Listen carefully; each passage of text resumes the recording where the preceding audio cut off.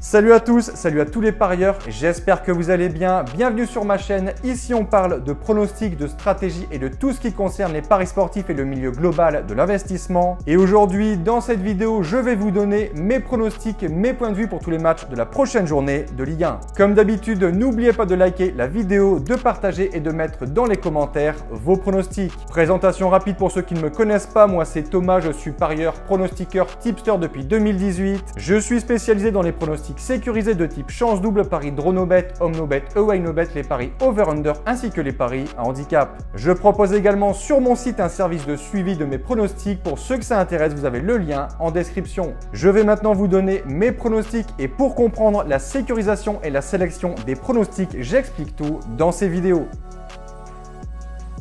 Premier match de cette 5e journée direction Nice où les Aiglons reçoivent les Verts de Saint-Etienne. Des Niçois qui sont, on peut le dire, décevants en ce début de saison. Une seule victoire après 4 journées, 4 petits points au compteur. Ils doivent réagir sur ce match s'ils ne veulent pas s'enfoncer dans le tableau et regarder les équipes de tête s'envoler au classement. Saint-Etienne, de son côté, a sorti la tête de l'eau. Le bilan après 3 journées était sans appel. 3 matchs, 3 défaites, aucun but marqué, surtout 7 buts encaissés. Mais la semaine passée, ils ont battu le LOSC à la maison. Un superbe but de Cafaro et une victoire 1-0 et surtout les 3 points à l'arrivée. Mon point de vue, je vois ici tout de même Nice supérieur à Saint-Etienne 2-0.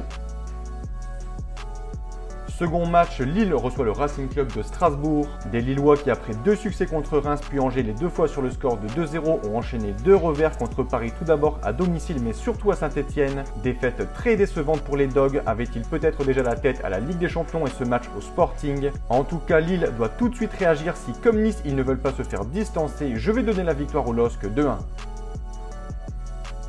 On enchaîne Rennes contre le Racing Club de Lens. Saison pour le moment en dents de scie pour les Rennais, à domicile 2 matchs de succès, à l'extérieur 2 matchs de défaite. En face, Lens 2 victoires et 2 nuls pour une place en 4e position. Je pense que ce match a de grandes chances de se finir par un nul, je vais dire un partout.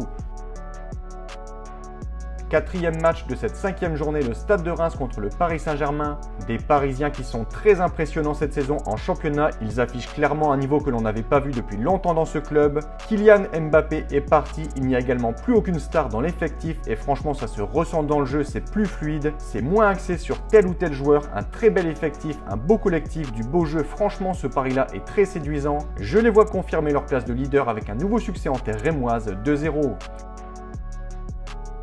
Dimanche 15h, Monaco reçoit Le Havre. Des Monégasques qui avancent tranquillement, sereinement, formation très solide, autant défensivement qu'offensivement. Hormis le but qu'ils ont encaissé contre Lens dans les arrêts de jeu, c'est quasiment un sans faute pour l'ASM. 1-0 contre Saint-Etienne, 2-0 à Lyon et 3-0 à Auxerre. Clairement, en maintenant ce jeu, je ne vois pas comment ils pourraient ne pas battre l'équipe du Havre. Mon point de vue, 4-0. Angers-Nantes. Ça y est, les Angevins ont marqué leur premier point de la saison à Strasbourg, un partout, mettant fin à 7 défaites consécutives, toutes compétitions confondues. Et en face, les Nantais, c'est l'inverse. Après 7 matchs sans défaite, ils se sont inclinés chez eux à la Beaujoire contre Reims 2-1. Je vois ici un petit succès des Canaries 1-0. Brest-Toulouse. La victoire contre Saint-Etienne 4-0 n'était qu'un sursaut pour les Brestois. Ils ont signé la semaine passée leur 3e défaite en 4 journées. On va les excuser, c'était à Paris qui clairement est injouable actuellement. S'ils reproduisent le même niveau qu'ils ont affiché contre Saint-Etienne lors de la 3e journée, je vois clairement Brest battre Toulouse, je vais dire 1-0. Montpellier-Auxerre, affiche de mal classé, 2 formations dans le dur, 18e et 15e. Auxerre, c'est 3 points sur 12 et Montpellier seulement un petit point. Mais les Montpelliérains sont très inquiétants, défaite 6-0 à Paris, 3-1 à domicile contre Nantes, 3-0 à Rennes, rien ne va plus à Montpellier. En face, Auxerre, hormis la victoire à l'arraché lors de la première journée, ensuite c'est 3 revers assez secs avec 8 buts encaissés. Je vois ici un sursaut de Montpellier sur ce match, 3-1. On conclut par l'affiche de cette journée, l'Olympique Lyonnais qui reçoit l'Olympique de Marseille. Des Lyonnais qui ont fait très peur lors des 2 premières journées. Ensuite, une victoire incroyable contre Strasbourg 4-3 puis un nul à Lens 0-0. En face, que dire du niveau de jeu affiché par les Marseillais? Petit faux pas contre Reims, à part ça que des victoires et de belles victoires. 5-1 contre Brest, 3-1 à Toulouse et 2-0 contre Nice. Ce sera clairement le premier gros test pour l'OM. Lyon-Marseille c'est toujours très chaud, mon avis, un partout.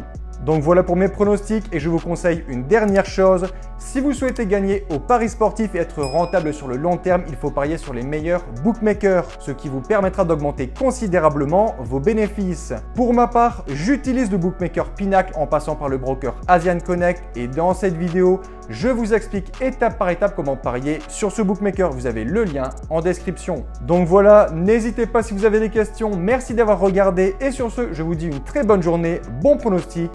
Ciao ciao!